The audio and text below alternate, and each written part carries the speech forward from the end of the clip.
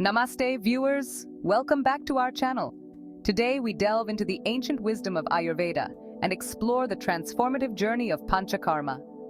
Panchakarma, derived from Sanskrit, means 5 actions. It's a holistic healing process that rejuvenates the body, mind, and consciousness. Panchakarma is a cleansing and rejuvenating program. It's based on Ayurvedic principles where each person's unique constitution, Vata, Pitta, Kapha, requires personalized treatment. Health is order, disease is disorder. When doshic balance is disturbed, disease manifests. Pre-purification, Snehan, Svedana, followed by cleansing methods, Shodanas. We prepare the body and then eliminate toxins.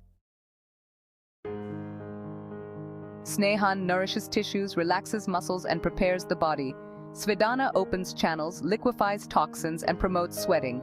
Vamana, emesis, Virachana, purgation, Basti, enema, Nasya, nasal administration, and Raktamokshana, bloodletting. These remove deep-seated toxins. Detoxification, improved digestion, mental clarity, and vitality. Nourishing foods, mindfulness, and self-care. Maintain balance for lasting results.